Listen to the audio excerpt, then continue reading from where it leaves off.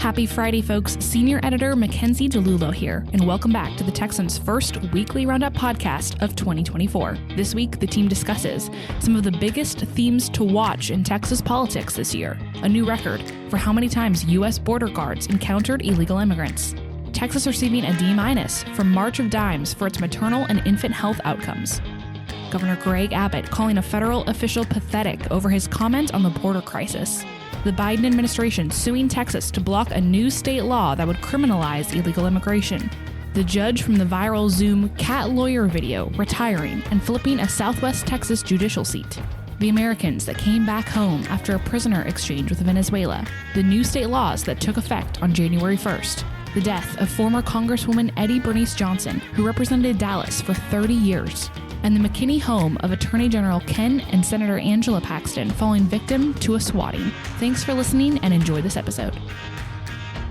Howdy folks, Mackenzie here with Brad, Cameron, Hayden, and Matt, the whole team back together again in 2024, our first podcast of 2024.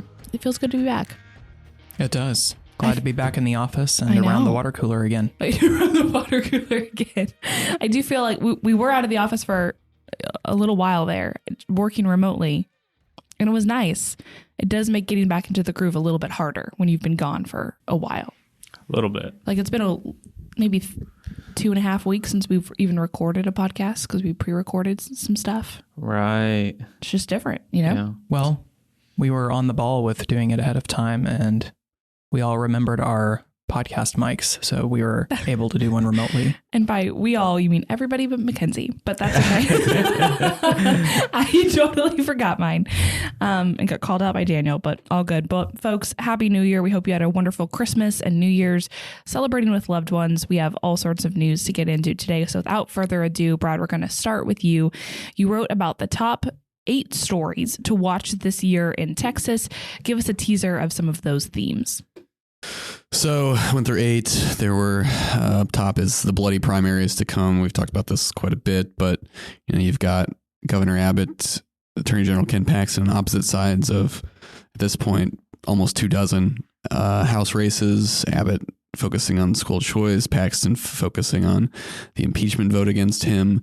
You've got Lieutenant Governor Dan Patrick maybe hinting that he's going to jump in a few, specifically at the behest of Speaker Dade Phelan, and he's flat out said that voters should ask their representatives if they plan to vote for Speaker Phelan as Speaker, and if so, then vote them out.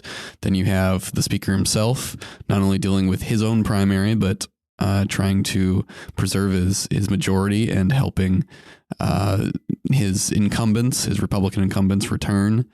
So there's just so many crossing lines of fire in this primary, and I think we talked about last week or the week before some of the top House races, so I won't go through those, but there's just a lot happening, and this is going to be a bare knuckle brawl in every direction in many parts of the state. So there's that.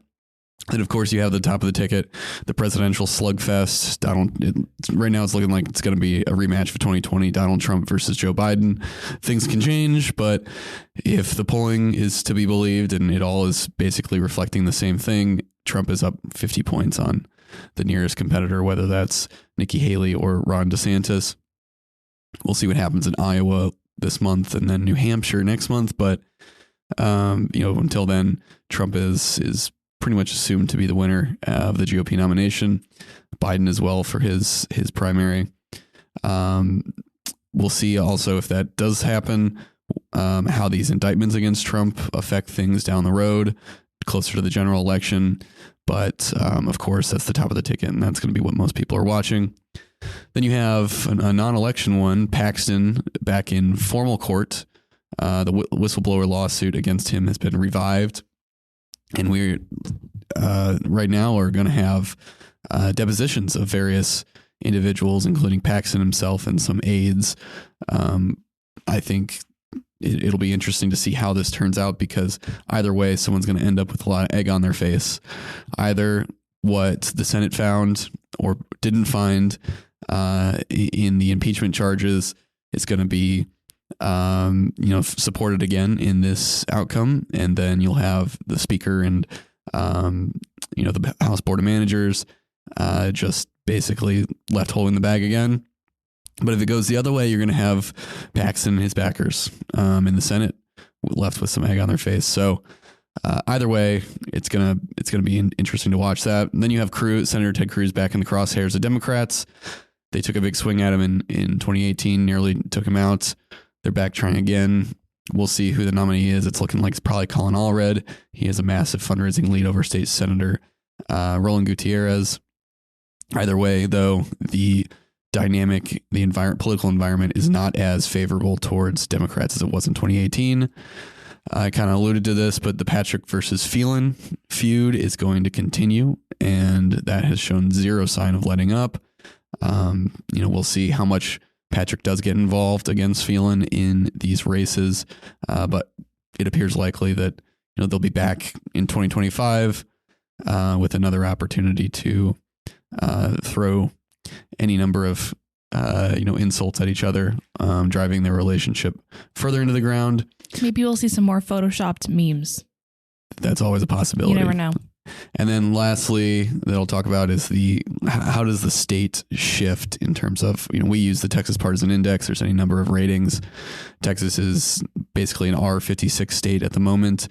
But, if Ted Cruz does run up the score in this Senate race, if Donald Trump performs better than he did, presumably Donald Trump performs better than he did in 2020, you could see that grow. So those are the only two statewide races on the ballot other than the Railroad Commission, but those are the top two. So can Republicans make the states even redder, or can Democrats cut into the lead at the moment? So there's some more in there. Recommend you check it out. Absolutely. Great piece to go read at the Texan.news, giving just a pretty in-depth rundown of what to watch this year. So Brad, thanks for that teaser. Hayden, we're going to come to you.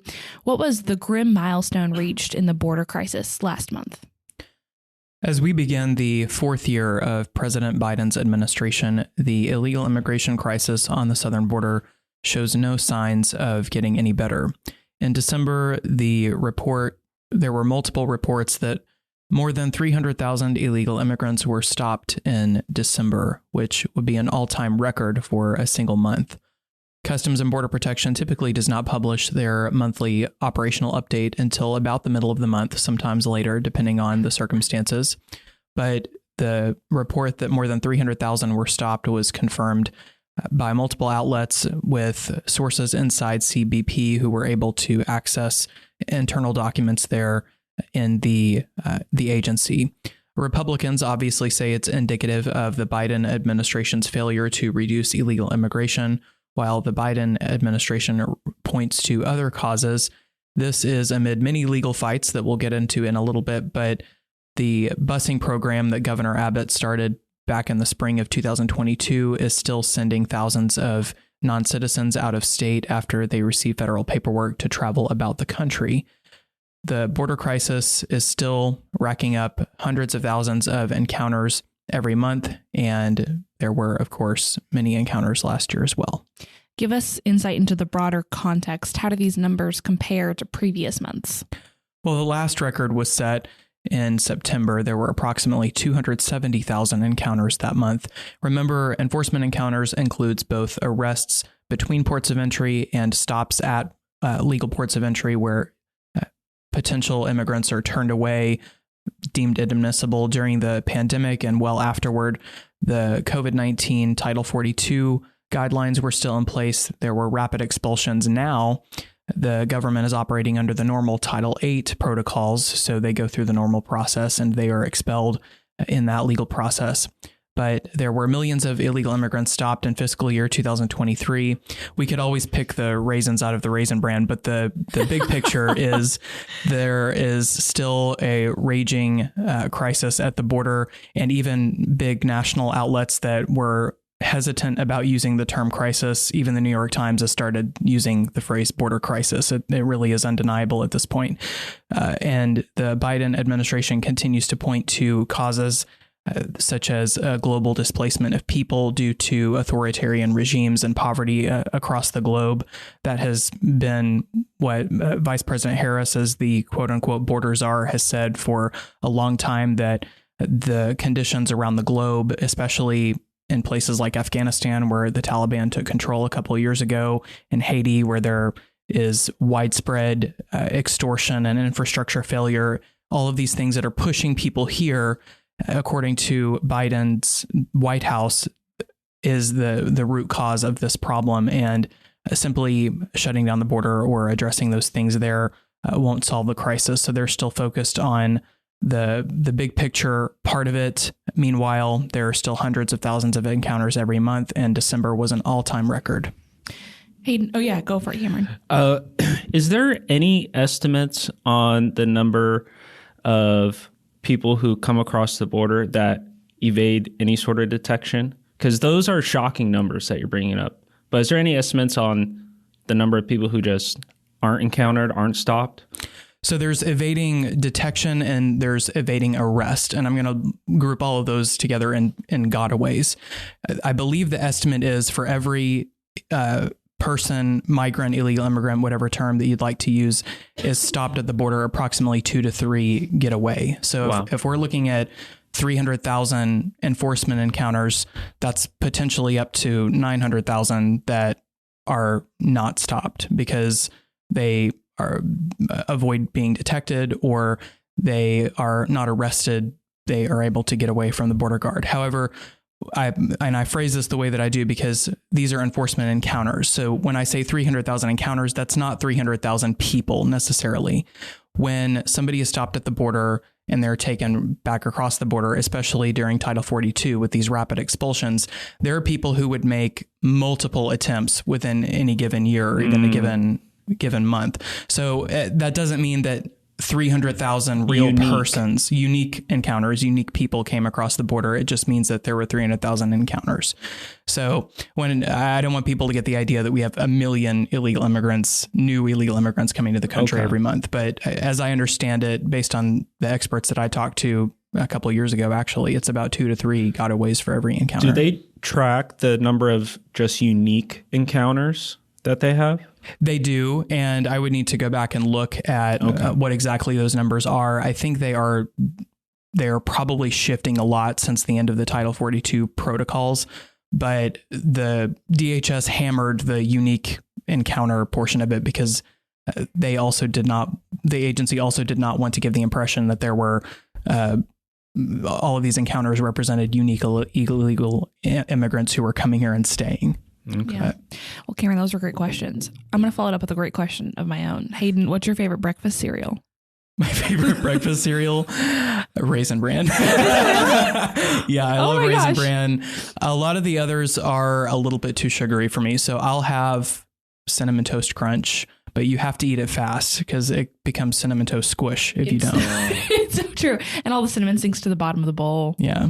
Although it's fun to drink the milk after you finish. It's so good. Like Cinnamon Toast Crunch, Reese's Puffs. It's delicious, but when you're done, your mouth is just tore apart. That's true. It's too crunchy. Pretty crunchy. It's very true.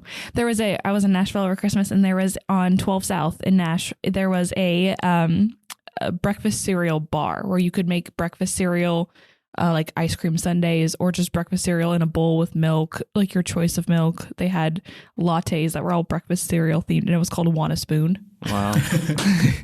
But it made me think of that, Hayden. As soon as you just said pick the raisins out of the raisin bran, I couldn't stop thinking about it.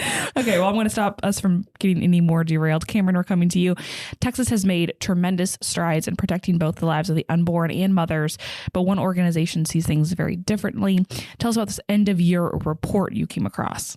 Yeah, that's right. A lot of organizations, as we pass into this new year, have published analysis and reports looking back over the 2023 year. And the March of Dimes, a nonprofit organization that's focused on the health of mothers and infants, published its 2023 report card in which it gave Texas a D- grade. And this organization looked at, quote, collective factors that contribute to maternal and infant mortality and morbidity. So they were using data coming from the National Center for Health Statistics, and they found that Texas's preterm birth rate in 2022 was 11.3%, 0.1% lower than it was in 2021. And they contribute that to factors that are showing can cause preterm birth, things like smoking, hypertension, diabetes, the unhealthy weight of the mother. So lots of factors can contribute to preterm births. But like you mentioned, Texas has done a lot to save and protect lives in the state. Texas saw 9,799 more babies born as a result of the Texas Heartbeat Act, which was passed in 2021, with a study by Johns Hopkins University finding that in just the first month of Senate Bill 8 going into effect, the state saw a 38% decrease in abortions. Also, sanctuary cities for the unborn have been a successful initiative here in Texas, with also many counties joining in that movement, instituting local ordinances that outlaw abortion within that jurisdiction. And the low ranking from March of Dimes appears to be a result of the organization's goal of reducing the rate of preterm births to 8.1%. There you go. Hayden, thanks for your... I just said Hayden because I'm looking at Hayden's name as the next person. I'm sorry that you had to endure that insult, Cameron. I don't know if I'll ever recover. That will probably haunt you that she accidentally called you by my name. I just used to always give my mom such grief for mixing up her kids' names, and I just did something it's far easier to call you guys by your individual names than that. I need to call my mother later and ask for forgiveness. Cameron, thank you so much. You're welcome. Okay. Hayden, we're coming back to you with some more border news. Where did Secretary Mayorkas place the blame for the illegal immigration crisis? Secretary Mayorkas appeared on MSNBC to discuss what we just talked about earlier, the 300,000 record number of encounters. He described the big picture of the crisis. He said that, well, I'll just read his quote. How about that? He said, quote, "We are seeing the greatest number of displaced people, not only at our southern border, not only in the Western Hemisphere, but across the globe. I am involved in bilateral and multilateral meetings with my counterparts from foreign countries in Europe and Asia, the Indo-Pacific, all over the world, and migration. The challenges of displaced people is a subject that comes up in every single conversation. We have the effects of climate change, poverty, increasing level of authoritarianism, the very many challenges that are at the root cause of displacement of people around the world," end quote. Mayorkas is ascribing the border crisis to principally climate change, poverty, and increasing level of authoritarianism, as opposed to policy failures on the part of Biden. Republicans clearly take issue with that, but as I mentioned earlier, this is a theme that has emerged in many of Mayorkas' public statements about this. When CBP published its year-end report, it indicated that this is the largest global displacement of people since World War II. So the U.S. is implementing policy amid a once-in-a-generation movement across the globe of people, and it's because of all the international factors that I talked about earlier in Afghanistan, the Hamas-Israel conflict, in Haiti, in Central America. There are so many things going on around the world, and Mayorkas is pointing to those issues. But the one that stands out here is climate change, because the cause and effect that he drew between climate change and the illegal immigration on the border is the point of contention here. So the governor had something to say about this. Walk us through Governor Abbott's response on social media. Abbott said, quote, "Climate change? Mayorkas is pathetic. The real, all caps, reason illegal immigration records are being set is because Biden refuses to enforce immigration laws. We will see more buses and planes. We will continue building the razor wire walls that Biden wants to tear down," end quote. Abbott's referring there to the lawsuits that are pending because of federal border guards tearing down razor wire and because of the busing program, which as I mentioned earlier, is still seeing tens of thousands of non-citizens being sent to quote unquote sanctuary cities across the country. Big city mayors are pushing back against that. And Abbott is saying, too bad, so sad. We're going to continue to do what we have to do. Yeah. So talk to us about the timing of this quarrel. Well, a new law is set to take effect soon that would criminalize illegal immigration at the state level, or at least it would purport to. And the Department of Justice is initiating litigation about that. We're about to talk about that here pretty soon. But there were myriad changes in border policy throughout 2023, in addition to the record number of encounters. So there are so many things culminating in this. And the conflict that we're going to see in 2024 between Secretary Mayorkas and Governor Abbott is likely to be extreme. Absolutely. Well, Hayden, thank you for your coverage. And Hayden, we're going to continue to talk with you. So I hope that's okay. That's fine. Okay, great. So you mentioned the lawsuit. Tell us more about it and where we're at with all of this. Well, the Department of Justice filed a complaint against the state of Texas at the federal courthouse in Austin. And they alleged that the state of Texas is, in fact, overstepping its bounds by trying to criminalize illegal immigration, and that it's a clear conflict with the Supremacy Clause of the Constitution. The Supremacy Clause of the U.S. Constitution indicates that federal law trumps state law. In other words, if the state passes a law that is in conflict with what is in federal statutes, then the state's law falls to the ground and the federal government's law is supreme.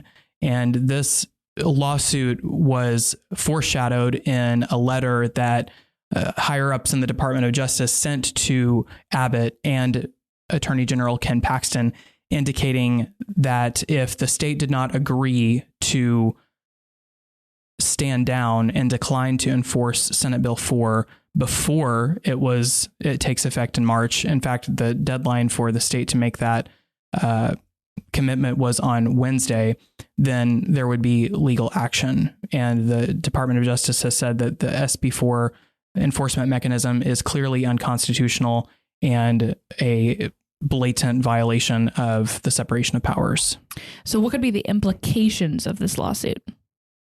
Well, if the lawsuit is in the federal government's favor, Texas will more or less have to go back to the drawing board and say, what can we do to continue to address illegal immigration without running afoul of additional rulings by the Supreme Court that say immigration is strictly a federal responsibility. In the complaint and in the letter that the DOJ sent to Abbott, Principal Deputy Attorney General pointed to Arizona v. United States, which stated that immigration is a federal responsibility. And that was in response to Arizona's state law that directed law enforcement to stop illegal immigrants on state charges on suspicion of crossing the border illegally. So the similar cases have been considered like this before. And if SB4 is deemed to be unconstitutional, then Texas will have to come back in a future legislative session and try again if that is the course of action that Republican lawmakers choose to take. Lots of border news to start off the year, which makes sense. But Hayden, thanks for covering it all for us. Matt, we're moving on to you. And now I'm really looking at the docket to make sure I'm saying the right person for each segment. Matthew, you're next. Are you ready for it? I'm ready. I'm so glad. A judge who gained fame during the height of COVID for an online court hearing featuring a cat lawyer will not seek re-election. Now the next judge will be decided in the Republican primary. Give us some background on this, and what do you mean when you say cat lawyer? Well, it was a lawyer cat. I'll start with the facts at hand, and we can cover the famous cat lawyer video. So Judge Roy Ferguson of the 394th State District Court decided against seeking a fourth term in office, and he's presided over the rural judicial region for over the past 10 years. Ferguson is known as the cat lawyer judge after he released a short video of a court hearing in which a lawyer joined the Zoom meeting with a cat filter accidentally turned on. In the video, Ferguson can be heard calmly trying to coach the attorney into how to turn the filter off, telling him where to find the button, where to click. And it's kind of an amusing video because the cat filter is sort of nervously, frantically looking around the perimeters of the Zoom video footage, trying to find the button. During this time, the attorney can be humorously heard saying, "I'm not a cat, Judge." And that's earned a tremendous reaction online and across the world with, I think there's still Twitter accounts and people selling T-shirts and mugs with featuring the cat filter and saying, "I'm not a cat." Anyway, or I'm not a cat, I'm an attorney. Anyway, the video was seen something like over 1 billion times all over the world, just crazy views, and it was sort of a much needed light point during the difficult days of the COVID lockdowns. Anyway, Ferguson, who was a Democrat or is a Democrat, did not file for re-election. No other Democrats filed in the March primary election, meaning the next judge of the rural district will be chosen in the GOP primary, with 2 Alpine attorneys, Monty Kimball and Bill Parham, facing off. The district includes Brewster, Hudspeth, Culberson, Jeff Davis, and Presidio counties. The district attorney, covering much of the same region, not all, but most of the same region, will also be determined in the Republican primary, with incumbent district attorney Ori White facing challenger Jess Gonzalez. Both men are attorneys from nearby Fort Stockton. Matt, this is such a fun story, and folks, you definitely should go check it out. And I, for one, just wanted to go back and watch the cat lawyer video again because it is so fun and hilarious and just a very lighthearted and entertaining thing to watch. So definitely, I get a laugh out of it every time. Oh, it's so good. It's so good. The lawyer's just like panics, like, "I'm not a cat." It's like, "Sir, we didn't think you were," but it's so. I'm the attorney judge. I'm not a cat. It was absolutely priceless, and the filter is nervously kind of looking around trying to find the button, and you can hear the attorney and his assistant, trying to turn it off, and Ferguson just patiently trying to coach them through it. But it was hilarious too. There was like Good Morning America segments after that on, if you want to use the cat filter, here's how to find it, and things like that. And it's still it's still something that's pops up on social media frequently. And if you go follow Judge Ferguson on Twitter, he's his Twitter handle is I think it's a cat lawyer judge. Anyway, yeah. he still gets a kick out of it. Oh yeah, they all leaned into it. It's pretty awesome. Well, Matt, thank you for your coverage. Cameron, coming to you. Several Americans were detained as prisoners in Venezuela, and they've landed in Texas after a deal was brokered between the Biden administration and the Venezuelan government. Give us the details. Yeah, so 10 Americans landed in San Antonio on December 20th in exchange for granting clemency to Alex Saab, one of Venezuelan President Nicolas Maduro's allies. Maduro also agreed to release, quote, at least 20 opposition-linked prisoners from prison. This was according to Reuters. And in a press release from the White House, of those 10 Americans, 6, they said, were wrongfully detained Americans. Also, in exchange, Maduro extradited Leonard Francis, also known as Fat Leonard, described by NPR as a, quote, notorious and once portly defense contractor. He was involved in one of the largest bribery scandals ever involving the U.S. Navy. The White House, in their press release, also reminded Americans of its, quote, long-standing warning against traveling to Venezuela, saying Americans should not travel there. The U.S. government's negotiations with Maduro and the opposition party Unitary Platform were successful as the U.S. suspended certain sanctions on Venezuela's oil and gas operations, its gold sector, secondary market purchases of certain Venezuelan sovereign bonds, and equity by individuals in the United States. And sanctions have been placed on Venezuela since 2005, and in October 2023, the Biden administration attempted to use that pressure to create an opportunity for, quote, restoration of democracy and the rule of law, as well as the release of, quote, wrongfully detained U.S. nationals from Venezuelan prisons. So Venezuela has been a place with a lot of turmoil, especially with their government, and it has been called by the U.S. State Department an authoritarian regime, and there has been, quote, fraudulent 2018 presidential elections, and there has been turmoil during their 2020 elections. And this turmoil has relating to a lot of what Hayden's been talking about in terms of the illegal immigration and migrant activity. 7.3 million people since 2014 have been subject to a mass exodus of the country. They've seen annual inflation rates as high as over 9,000%. The country's been subject to international criminal court investigations, and this all because of human rights violations, including mass starvation. So Venezuela has had a lot of turmoil in that country, but the Biden administration has been able to bring home some wrongfully detained Americans. There you go, Cameron. Thank you. And certainly worth going and reading all the details at the Texan.news. Bradley, it's been a while. We're back, though. Okay, great. But Texas is not. Oh. I can't believe you just said that on this podcast. Well, my condolences to Longhorn fans.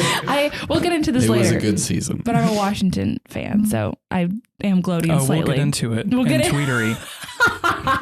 No, Texas had a great year, and I was rooting for them for a long time until they were against my dogs. For a long time. I love the caveat. Yeah. Sorry. Until they were against the dogs. Anyways. And the dogs won. I probably am going to get some hate emails. I hope you do. I probably will. I'm glad you fell on that sword for me, though, so I didn't have to do it. We have a lot to, we have so much to get into later. Okay, Brad, over 30 new state laws went into effect on New Year's Day this week. What are some of those? So some of the run-of-the-mill ones are HB 614, which requires homeowners associations to write out and provide sufficient notice of policies and fines. Another is an emphasis of creating a diversion program for minors convicted of Class C misdemeanors. Another is a mandate that appraisal districts create and maintain an online database and schedule of protest hearings. Another is a mandate that tax officials converse electronically with taxpayers at the latter's request. The creation of an offense for marketing e-cigarette products to minors, and a directive to the Comptroller of Public Accounts to create a database that tracks local economic development agreements under Chapter 312 of the tax code. That's different from 313. 313 dealt with school districts. 312 deals with counties and cities. To date, well, until this passed, there had not been a database tracking those. Very next to impossible to find out how many there actually are out there. So this one will change that. Most of these bills were tax related, or rather unremarkable, even though many of them will have an actual impact on various things. Most of the notable bills that passed during the legislature, the 88th legislature, either went into effect on September 1st or immediately upon signing from the governor. But the most notable one that went into effect on January 1st from the regular session was SB 17. That's a ban on diversity, equity, and inclusion offices at universities. That one is kind of a response to this growing list of examples of what conservatives and Republicans deem to be improper use of university resources, the pushing of certain ideological agendas. Cameron's written on this a lot, so if you want to describe it more, go ahead. But that one went into effect, and that's probably the most notable one. Another one that went into effect that I think is notable is the franchise tax component of the legislature's property tax deal. That was one component of many. This one is the only one that went into effect on January 1st. It increases the franchise tax exception from $1 million to $2.47 million. So any business that brings in revenues in a given year below that line no longer has to pay the franchise tax. That's something that small business owners are very happy about. And it's, as Senator Paul Betancourt called it, it's basically a nuisance for those businesses anyway, because the amount of tax they have to pay for that is pretty low normally. So they're having to jump through all this paperwork for largely no reason. So that was another big one. Why was the DEI ban such a big priority? So they mentioned, it's a response to these universities and especially administrations they're in, what they're pushing, generally to advance progressive orthodoxies on race and gender through admissions policies, trainings, and other miscellaneous methods. It also prohibits those institutions from compelling persons to provide a DEI statement or to give preferential treatment to those who do so, either in hiring or admissions. DEI training programs with similar aims are also banned. So there's a lot of concern about whether, similar to the critical race theory ban, whether it just will be repackaged under a different name. I guess the jury's still out on that. We'll see what happens there. But this is similar to the critical race theory ban, just at the university level. Yeah. Anything to add, Cameron? Well, two things. The University of Texas at Austin, they made a change to the naming of their DEI offices. It's now, I believe, something involving community engagement. I mentioned that in an article, I think about 2 weeks ago. So like you said, we're going to see what happens if these ideologies are moved out or they're just repackaged. Jury's still out on that. But as we've seen over the past month with how these Ivy League college presidents have been brought in front of congressional hearings, we're seeing how this ideology, what started initially, decades ago, just sort of lingering in different departments at universities, have made their way all the way to the top. And that slippery slope might have reached its bottom with the Harvard president's plagiarism scandal and all the exposing of that online by Manhattan Institute's Christopher Rufo. And she has resigned, the Harvard president. And it's just a interesting highlight of what DEI can do is if you're going to hire an individual just based on certain aesthetic reasons, whether it's race or gender, sexuality, there has to be some merit behind that. And the Harvard president's resignation really highlights that, because there was plagiarism charges and an exposing of that. But then also in higher education, you are shown to be putting a lot of work forward if you're publishing a lot of papers. And apparently this Harvard president had not published hardly at all. And as we saw, a lot of those papers were plagiarized. So just an interesting thing for people to see. Well, Certainly. It's also interesting how the definition of plagiarism has changed since that came out. The AP article was saying that conservatives are now weaponizing plagiarism. It's like, no, plagiarism has always been bad, guys. It's like the cardinal sin in academia. Yeah, it really is. Mm-hmm. Like original work is what academia has been built on for as long as it's been around. Cameron, thank you so much for adding that in. And Brad, thanks for your coverage. Hayden, we're coming to you. Talk to us about the former Dallas Congresswoman who passed away on New Year's Eve.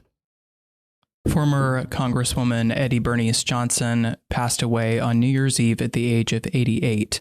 She was a progressive icon in North Texas, a congresswoman who served the Dallas County area for 3 decades in Congress. She represented a deeply Democratic congressional district there that is currently situated in downtown Dallas and mostly there in southern Dallas County. The district is currently rated D77% on the Texans Partisan Index, and that's the 30th district.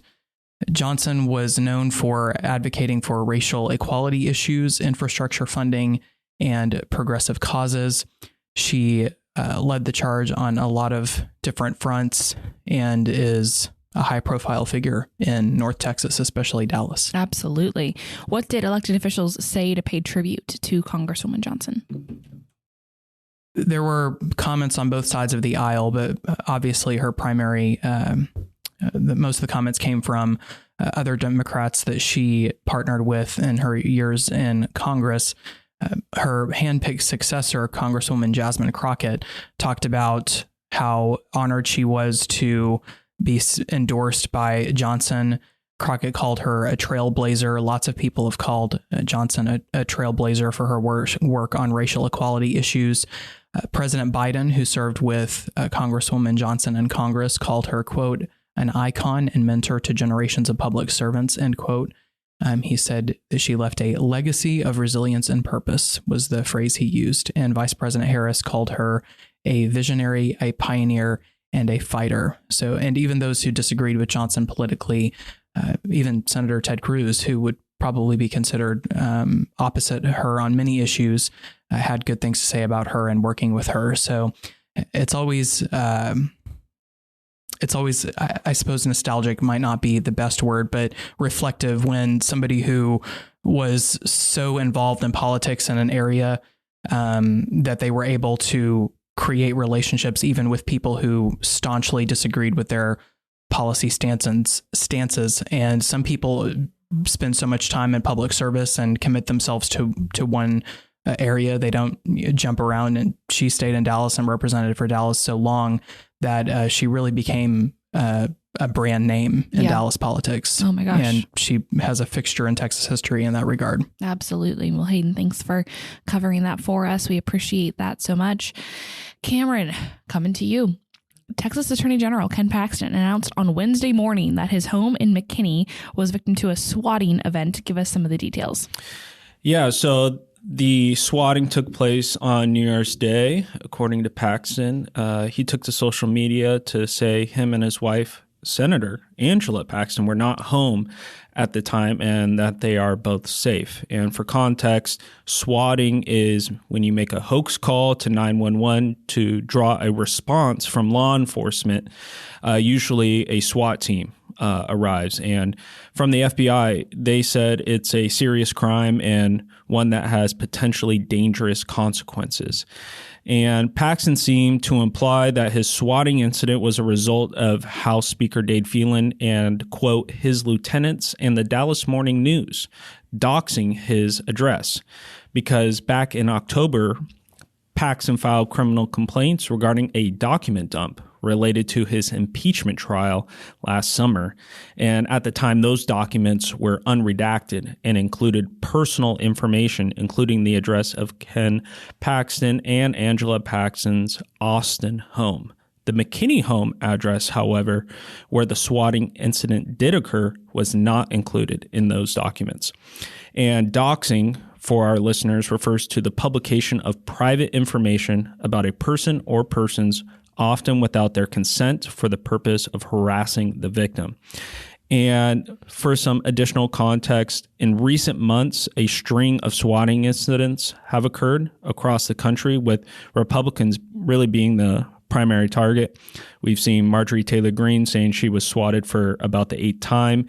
The conservative activist Jack Posobiec, he went on X or Twitter, however you want to call it, saying his parents were swatted. And there was actually a few Democrats as well who were swatted during the holiday season. So hopefully we don't see this trend continue, because swatting can potentially result in very bad outcomes. Yes. To say the least. There was also this week a string of bomb threats made at state capitals across the country. And it sounded like that what also happened at Texas Capitol. It wasn't as publicized, but there was like a soft evac this week. But I'm not sure if... What's a soft evac? I don't know. Okay. That's just the term I was told. What's the difference between a soft evacuation and hard evacuation? I don't understand. Yeah, I don't know. Like I assume you have 1 foot in the building and 1 foot in the inside or outside. I mean, you can leave if you want. Well, it's just an interesting problem that law enforcement is going to have to deal with, because they have to respond with appropriate force in these potential incidents, because it could be real, it could be not. Yeah. And so people online are abusing law enforcement to go after their political opponents. And I don't know what law enforcement can do to try and quell this, but yeah, it's a dangerous thing. Yeah, and I saw a couple news stories. Although they didn't go into explaining how or why, they kind of linked the two, the threats at capitals and the increase in the number of swattings at officials' homes. So it's probably all just part of the same. Yeah. It's just so dangerous, because when you have law enforcement showing up somewhere and they have bad information about what's going on, that someone could die in a case like that. That's the whole reason no-knock warrants is such a controversial issue right now, because people have died. But yeah, it's horrible. It's absolutely horrible. But Cameron, thanks for covering that for us. And I'm sure we'll continue to hear about this going forward. My goodness. Okay, well, ending on that delightful note, let's move on to tweetery here and transition a little bit. Who do I start with? Matt, I'm going to start with you. Yours seems kind of fun, lighthearted. I love this. Tell us what your tweetery is this week. Well, for those fellow Lord of the Rings fans out there, I took note that yesterday was author J.R.R. Tolkien's 132nd birthday. And according to the Tolkien Society's Twitter page, or X, whatever you want to call it, there is a tradition going way, way, way back where on J.R.R. Tolkien's birthday at 9 p.m., everyone raises a glass and does a toast to, quote, the professor. And so, of course, I participated. Anyway. The professor. I like that. I thought that was a fun. That's so fun. Fun little. Matt, do you have a favorite fact. Tolkien work? I kind of like them all equally. Yeah. All of them have interesting, unique attributes. I just liked his style of writing, and a lot of the quotes really stick with you. Yeah. And have a lot of deep meaning. And he was actually a very interesting guy. I don't know. There's actually a movie based on the life of J.R.R. Tolkien that's outside of the Lord of the Rings franchise, but it's really interesting. Just kind of talks about his life leading up and being a professor and being a lifelong student of history and the origin of words and everything like that. Just how incredibly intelligent this guy was, and it's just fascinating to the imagination that he has, creating this entire world, basically. That's why so many people, like myself, are Tolkien fans. Yeah, absolutely. Yeah, Cameron. One of J.R.R. Tolkien's good friends was C.S. Lewis. It's very true. Yeah. I Fun love. little fact. Oh yeah. They were like I forget who else was in part of their little club. They'd come together. Yeah, there was like one other person. There was a few gentlemen, and they'd come together, and I think they'd smoke their pipes or cigars and talk about their work. And to be privy to those conversations would be unbelievable. Yeah. Well, and apparently the actor that played Saruman in the movies, I cannot remember his name off the top of my head for some reason. Major actor. Yeah. Anyway, apparently he was friends with Tolkien. Oh my gosh, that's crazy. Yeah. I'm gonna look that up. Yeah. Well, Matt, thank you for that. That's so fun. Cameron, Yeah. Tell us what you got. So, U-Haul. That elicited the perfect reaction because Texas again netted the largest number of movers in one-way U-Haul equipment in 2023, marking the third consecutive year it has finished atop the U-Haul Growth Index. Florida was right behind Texas, and followed by North Carolina, South Carolina, and Tennessee. And I'm sure we can all guess the number one in net loss. California. But people were also leaving Michigan, New Jersey, Illinois, Massachusetts, New York. This is just a reflection, again, of what was happening during 2020 and 2021. People leaving a lot of these blue states looking for more freedom. Yeah. And cheaper costs. In places like Texas and Florida. So I'm fascinated that Washington is in the top 10 states for growth, because a lot of the cost of living and political background, like all of that's the same. Like it's all West Coast driven stuff. So that's fascinating. Washington, the growth. I'm from Washington, so I get it. You're from East Washington, right? No, like Seattle area, like suburb. Why did I think that the town you was in? Suburbs. I guess I thought the town you grew up in was closer to Spokane. Yeah, we went over to Spokane a lot. We did a lot of road trip type stuff and explored all over the state. But no, I was like Woodinville, Washington, where all the wineries are. Really, you know what? I did know that. I just forgot. Yeah. Because you've talked a lot about that. I do. Ad nauseum. I do like to talk about my hometown. Forgive me. It's my favorite. That's fascinating, Cameron. Thank you for bringing that up. Bradley, we're going to go to you. And we're going to end on Hayden and Mines because they're related. So the Epic Times put out a projection of like potential vice presidential picks for Trump, which obviously is looking increasingly likely like that will have to be a decision. And there were 2 Texans on that, but neither of which are who you're thinking. On it is Wesley Hunt, the congressman from the Houston area, freshman congressman. And then the other is John Ratcliffe, a former congressman who served as Trump's director of national intelligence for a bit. I think Pat Fallon currently holds his seat. He resigned that spot to go be the DNI director for Trump. But interesting that those two were. Hunt has been very outspokenly pro-Trump. I think he might have been the first sitting congressional member to endorse Trump. Yeah. If not the first, he was among the first. So, who's on the top of their list? Who do they think? They had the primary candidates, Haley, DeSantis, and Ramaswamy among them. Other ones they mentioned Doug Burgum. Yeah, that would be interesting. The way you said that. And then various other random people. Mike Pompeo was one. Oh, wow. So it's kind of all over the place. But the fact that those two were the Texans that were mentioned, I think is very surprising. Yeah. The fact that it's not Ken Paxton. Yeah. Or Greg Abbott. Or Dan Patrick. Yeah. It's very interesting. Yeah, I'm surprised Abbott's not on there. Yeah, me too. Maybe he jumped on the endorsement train too late and Trump's like, no, sir. Yeah. Gotta jump on sooner. Who knows? Okay. Never mind. Proceed. Proceed. I don't know why I'm doing this when I tell people to. You're ready to land today. the plane, podcast plane. I am. I thought these were birds. They're birds. I'm doing weird stuff with chirping. my hands to direct people to their tweetery.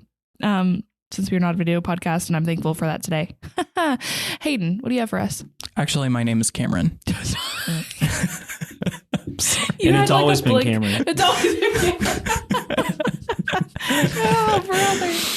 Well, we've already touched on this, and I feel like I'm about to really open a can of worms here. You are, but this is like a good soft evac. I don't like that phrase. Let's retire that one. Matthew McConaughey was reportedly a little bit unruly during the Sugar Bowl the other day. He was very passionate, cheering on the Longhorns, but maybe got a little bit out of hand. And I'm just looking at a picture of him, and he's the picture is just amazing. He's just got his mouth open. He's like, he looks like he's like shouting something, you know, get it together. But that hit me funny. It is. This is intense. And is he still the Minister of Culture at UT? I think he is. I haven't checked who the Minister of Culture is lately. Yeah. It's not on your daily checklist. I usually don't log in and go, gotta know. Oh my gosh. Yeah. Haven't people pressured him to run for public office? He's publicly said that he's open to running for president. Or For governor. governor. Excuse Wow. me. Governor. I need to get that right. Two very different offices. But yeah, he said he's open to it, and he was teasing it and doing interviews a year or two ago about it. Interesting. Which is really fascinating. And I think this was after he became Minister of Culture. I believe you're right. Which- it also sounds like a Harry Potter position. You know how they have like the Minister of Magic? It sounds a Harry little Potter. bit Orwellian, if we're being honest. The Minister of Culture. At UT, not of... At UT, not in the Yes. state of Texas. Exactly. Yeah, for a moment there was a dream, a hope of a Governor Abbott, Beto O'Rourke, and Matthew McConaughey face off. That would have would've been unreal. Hilarious. That would have messed up the whole political landscape in Texas so badly. Well, that's Wait, what so- he was trying to do. Was like, Yeah, okay, he I'm was not, going to do an I'm independent run. independent. Can you Yeah. imagine? Yeah. Yeah. I don't know why anyone like that who is beloved Yeah. by people all over the place would jump into politics like that and Yeah. alienate themselves from half the country. There's the famous quote from Michael Jordan of Republicans buy sneakers too, back when he was being criticized for not jumping into a North Carolina Senate race or something. But you have this across the spectrum appeal. Right. Why would you throw that down the tube? I think it works better for athletes than it does actors or actresses to run for public office. Typically, one, it's like a home state thing, and they may already have their political views known, but it's not like they're losing the base as much. Like Michael Jordan's different. I mean, he's a household name and will be forever. But like the Colin Allreds of the world, right? Who had a successful career, but then come into the political scene. I don't think they lose as much by entering. Yeah. Well, the counter to race. that is Herschel Walker. Yeah, who totally. is a legend in Georgia, and then Oof. I was just his thinking about that. reputation Yeah. just among certain, I'm sure, Georgia fans took a plunge. Yeah, absolutely. So Well, and the big red flag there was his family did not want him to run, which that's Yeah, always a red there flag was a when a lot candidate's of stuff family there. does Yeah. not want that person to be on the ballot. Yeah, it's rough. I hate seeing family drama spill over into politics. And It like is the sad. news cycle. It Although- sucks. It's horrible. And I would say this for a Republican or a Democrat, but that a lot of that is on him. Because if you run for office and you've got a lot of that going on and your own family thinks it's a bad idea And you still and go you for still it. run Yeah, and put your family on the line, that's that's rough. questionable. yeah, his son went from really supporting his candidacy to talking trash, especially on Twitter, constantly about so it. sad. Because when you run for office, it doesn't just affect you, it affects the people around you. I think Oh it my was some gosh, yeah. stuff came out that he was unaware of, and Yeah. That's Dirt. horrible. Yeah. Oh, I hate that. Okay, well, let's get into this. My tweet. I have two things to say about this before we actually get into the meat and potatoes of this, Bradley. okay. One, I walk into the office Monday and Brad just dead on looks at me. Says, we are enemies in more than one way this week. Oh, wow. That's the I first didn't thing know he he said to said me that. on the first day back in the office. And of course, he's referring to Michigan v. UW next Monday. hmm It's coming very soon. It's like 4 Yeah. days away. It's going to be a great game, I think. I think so too. And then I was going to read Dave Portnoy, who's retweeted you before, founder of Barstool Sports. Oh, I forgot he did that. Yeah. Yeah, remember that? Really? That was crazy. What was it? What did he retweet? I didn't know who he was at the time, and now I feel like we kind of watch what he says. I was a poll. I was a poll. Oh, yes. I got sent a poll about the Buffalo Bills renaming their stadium Barstool Stadium. 'Cause there That's a what it was? Yeah, I think that's what it was. Some consultant in Texas did a poll on it for some reason. Maybe he's a Bills fan. I don't know. And It's kind of a crazy thing yeah, to do as a fan. and I got the email. So I tweeted it out, and yeah, Portnoy responded. That's why you tweet out everything you get. You Yep. never know who's going to retweet you. But he's a huge Michigan fan, obviously. Yeah, he went to Michigan. Yep. Huge fan. This is a tweet from him on New Year's Day. Michigan versus Washington will be a war. The two best teams in the country. Washington is great, and they have been disrespected all year. Great team. Very classy. And I appreciated it. It's going to be pretty You rough. should see his tweets about Ohio State. No, I've seen them. It's a very different thing. That's why I think You it was... can't read them on this. But that's why this really caught me off guard, is because it was a very interesting move from No, Portnoy. I mean, but Texas played well. Washington just Their passing attack was unstoppable. It was crazy. But Michigan's also looking so good. Makes our me defense nervous. is a juggernaut. And our offense is, running game especially, is quite good. But also, how fun is it that it's like it could have been Bama in the national championship, right? I mean, it could have been an entirely different situation. Yeah. And obviously Texas, Texas had a shot at the end to win. That would have been a huge deal. Yeah, it was a great game. Texas was so close, but I think Michigan and Washington, like those are two programs that you don't often see in this position, and it's really fun to see. Michigan more so than Washington for sure. When's the last time Michigan was in the national championship? 97. 97. Whew. That's the they year played each other born. in 21, and Michigan shellacked you guys. Yeah, it's true. But in the 98 Rose Bowl, there was they played each other. Oh, that's Washington State. No, I'm saying, like, when's the last time Michigan was in the dealing with a championship or faced with a championship opportunity? It was 97, 98, but that ended up being split with Nebraska because they didn't have a championship game like they do now. The last. So this is their first real. Well, since like 1948 or something. Okay. The last time Washington and Michigan squared off in the postseason was the 1992 Rose Bowl. And I think that's it. Yeah. You guys won 34-14, although maybe there was another one. I want to hear Hayden's prediction for the national championship, since he is our newest sports analyst here at the Texan. We're not going to go there. We're not going to talk about what happened earlier this week. In a row. You guys won the first one. Michigan won the second one. Okay. Yeah. Okay.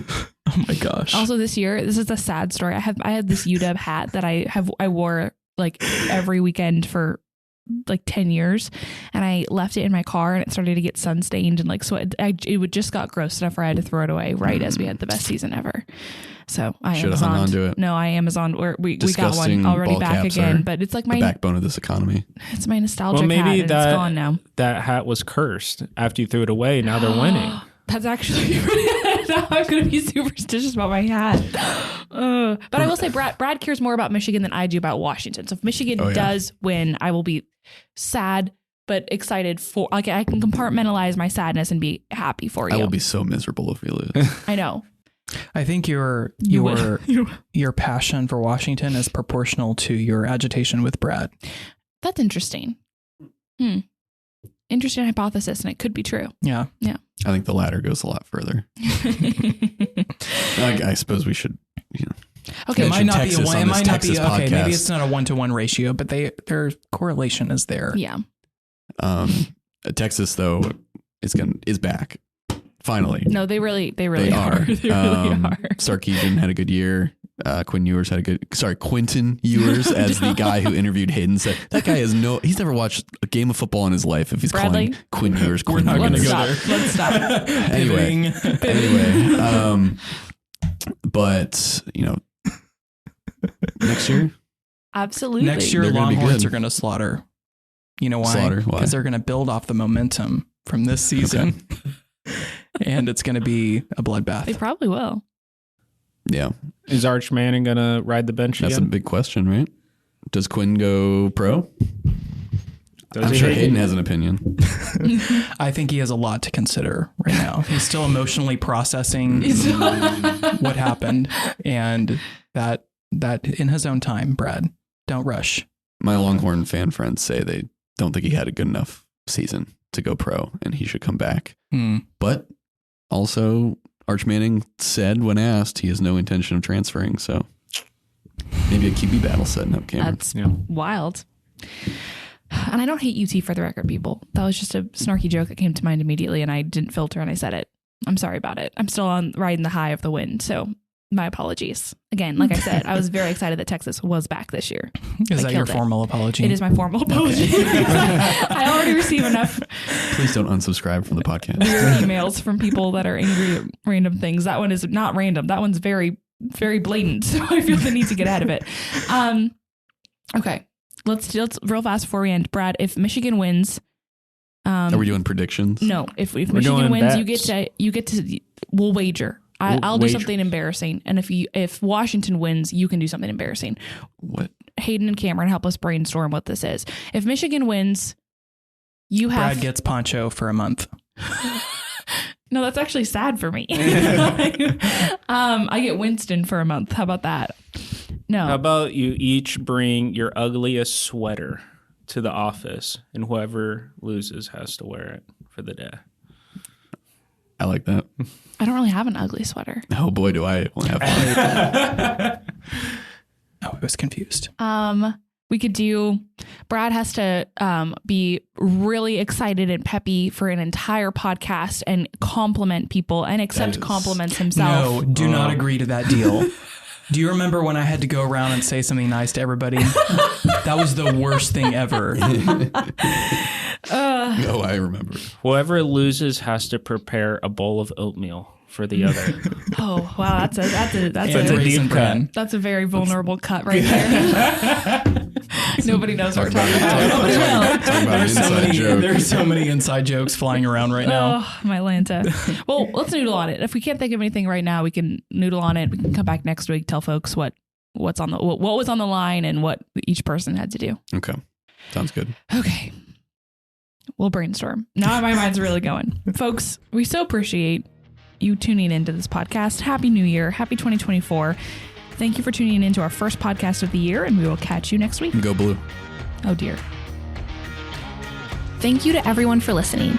If you enjoy our show, rate and review us on Apple Podcasts, Spotify, or wherever you listen to podcasts. And if you want more of our stories, subscribe to The Texan at thetexan.news. Follow us on social media for the latest in Texas politics, and send any questions for our team to our mailbag by DMing us on Twitter or shooting an email to editor@thetexan.news.